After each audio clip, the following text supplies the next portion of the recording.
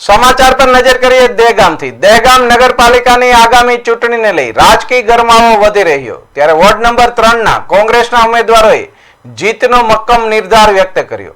આજે પેનલના ઉમેદવારોએ પોતાના મંતવ્ય રજૂ કરતા જણાવ્યું કે આ વોર્ડ ભૂતકાળમાં 2 ટર્મથી કોંગ્રેસનો ગઢ રહ્યો અને અહીં ત્રણેય સીટો પર કોંગ્રેસ વિજય થતી આવી। 2026ની આ ચૂંટણીમાં પણ કોંગ્રેસની આખી પેનલ ભવ્ય મતોથી જીતશે તેવો આશાવાદ ઉમેદવારોએ વ્યક્ત કર્યો। તેમણે ઉમેર્યું કે વિજય બાદ વોર્ડના પેન્ડિંગ પ્રશ્નો અને વિકાસલક્ષી કામગીરી પ્રાથમિકતા ધોરણે પૂર્ણ કરવામાં આવશે।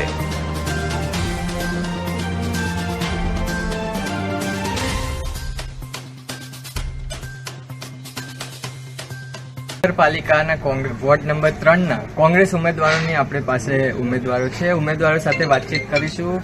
આપણું નામ? મંસૂરી સલીમ આદમભાઈ। સલીમભાઈ, શું તમારે કોંગ્રેસની આ વખતેની રણનીતિ રહેશે ચૂંટણી જીતવા માટે? આ ફેરી અમે હમણાં જે કોંગ્રેસ પક્ષે અમારા ઉપર વિશ્વાસ રાખીને જે ટિકિટ આપી છે એ બદલ કોંગ્રેસ પક્ષનો ખૂબ ખૂબ આભાર વ્યક્ત કરું છું। અને આ ફેરી અમે વોર્ડ નંબર 3ની અંદર 4 પેનલ ટુ પેનલ વોટ આપી અને અમે વિજય બનાવીશું। જે આપણી સાથે બીજા બી ઉમેદવાર છે કોંગ્રેસના વોર્ડ નંબર 3 ને, તેમની સાથે વાતચીત કરવાનો પ્રયાસ કરીશું। આપણું નામ?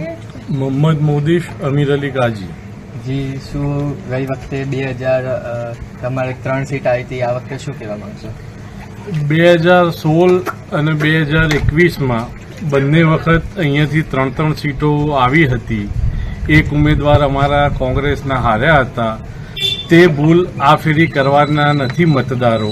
તમામ મતદારો પણ જાગૃત થઈ ચૂક્યા છે અને આ ફેરી તમામ મતદારોએ મન બનાવી લીધું છે અને આ ફેરી 2026ની ચૂંટણીમાં 4 કોંગ્રેસના ઉમેદવારોને જીતાડીને મોકલવાનું એમણે મન બનાવી લીધું છે। જેમ તમે જોયું કે કોંગ્રેસના વોર્ડ નંબર 3 ના આપણી સાથે ઉમેદવારો હતા, તેમનું કહેવું છે કે 2016 અને તેની બાદ 2021ના કોંગ્રેસને વોર્ડ નંબર 3માં 3 લોકો બેઠક જીતી હતી અને આ વખતે 2026ના ઇલેક્શનમાં તે લોકોનું ટાર્ગેટ હશે કે આખી વોર્ડ એટલે આખી કોંગ્રેસની પેનલ જીતે વોર્ડ નંબર 3માં।